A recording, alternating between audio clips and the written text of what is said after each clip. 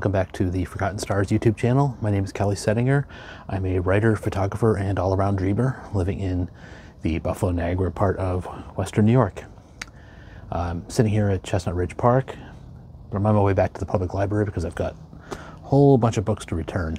But I did want to talk a little bit about each one of these. This is a bunch of nonfiction that I've been reading of late, and some of this is really good. I just kind of want to do a little booktubish nonfiction recommendation if you're looking for that sort of thing. First one is one I did not read this time. It's The World According to Star Wars by Cass R. Sunstein. The reason I didn't read that this time is because I found it familiar when I started it. Turns out I actually read this like 8 or 9 years ago. I don't really remember too much about it. I did write about it on my Goodreads, I believe, but I don't remember enough at this point to discuss this one at any length right now. So I'm going to leave that off. Joffrey the Poet's Cat by Oliver Soden. If you're familiar with the poet Christopher Smart, who lived in the 1700s, he wrote a very famous poem. It's a very long, epic poem. But a small excerpt of that poem is called For I Will Consider My Cat Joffrey. And it is one of the greatest poetic examinations of feline companionship that's ever been written in our language. Let's see, he quotes the poem in full here, that part of the epic poem. For I will consider my cat Joffrey, for he is the servant of the living God, duly and daily serving him. For at the first glance of the glory of God in the east, he worships in his way. This goes on for quite a while. It's a wonderful poem. I strongly render it Christopher Smart. But what Soden has done here is provided a somewhat, I would imagine, entirely fictionalized biography of the cat named Joffrey, from birth all the way up to his companionship with the poet and his eventual passing. It is quite a wonderful and moving book. In terms of triggerish warnings, you might imagine that the life of a cat born not to be a pet, but just kind of born in the wilds of London in the 1700s, was not exactly the happiest of lives, the easiest. There's a lot of sad moments in this book, but it was very well worth the read. A very intriguing way to look at a particular piece of literature and the time and place that gave birth to it. Peter Gleick, or Gleick, I'm not really sure how to pronounce it, The Three Ages of Water, Prehistoric Past, Imperiled Present, and a Hope for the Future.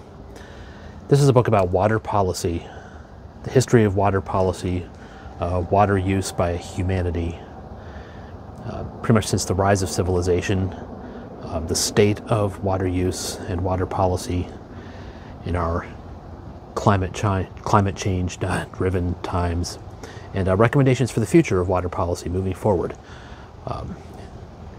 It is this author's contention that water is the single most important resource that we need to figure out how to allocate moving forward. He believes that water should be considered a fundamental human right, and that our water policy should reflect that. He makes a lot of interesting recommendations here. I don't know enough about the subject to really assess his claims or his policy recommendations, but in terms of our ecological future and our climate change future on a heating planet, this is the kind of thing that we're probably going to have to think about a lot more, so I do recommend that one. If you're a fan of the movie Anchorman, you will probably want to read Kind of a Big Deal by Saul Austerlitz. If you're not a fan of the movie, maybe don't bother. I am a huge fan of Anchorman. I love it. It's one of my favorite comedies. I have never seen the sequel. I kind of don't want to. I've heard that it's, the best I've heard of it is that it's good, but nowhere near as good as the original, and I'm perfectly happy to leave the original on its own. But this is a book about the making of that film, but it's not just a behind-the-scenes making of it, it's also a look at the lives that led to the creation of the film and its impact since it came out. Just a terrific book, a lot of fun, but your enjoyment of this, like I said, is probably predicated on your enjoyment of the film. If you did not like Anchorman, you think Anchorman is the dumbest thing in the world, and I've known people who think that, and that's perfectly fine. You're probably not going to enjoy this very much. Tom Ang, this is a DK book, one of their, big, heavy, almost a coffee table book. The Complete Photographer. This is not really a photography book, at least it's not really instructive as far as how to make camera settings. You're not going to learn much about ISO or aperture and all that sort of thing in here, but it is an examination of all the various genres of photography that are out there: nature photography, landscape photography, street photography, portraits, all this sort of thing. There are interviews with prominent photographers in those genres. And if you're just getting out in photography and you want to know what there is out there, how to approach these various genres, that's a good book to really look into. I enjoyed perusing it. At this point, I do have thoughts as to where I am going with my photography genre-wise, but that was still a good book to look through for possibilities, things to look forward to in the future.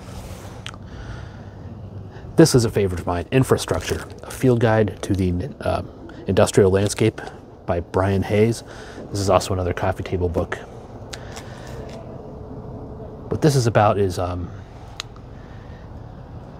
the man-made infrastructure that surrounds our world, makes our civilization possible.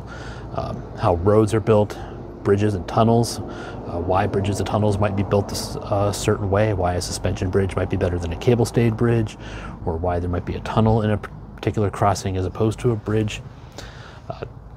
Power distribution, power generation. If you've ever looked at a power line pole or telephone pole, we call them a telephone pole or power pole, but you see all kinds of wires draped off those, and you're wondering what each one is, what each one does. This book will go through that. If you've ever seen on the lines going from pole to pole, there might be something that looks like a tennis racket. He'll explain what that thing is. Or if you see a very high transmission poles with looks like plastic globes or metal globes every so often, he'll explain why those are there. A spoiler, that's so airplanes don't hit them. Again, there's water distribution in here, how wind power works, how wastewater is treated and dealt with. There's a lot of just really good stuff in this book about how civilization functions from a day-to-day standpoint, why things work, why every town in the Midwest has a water tower. That sort of thing.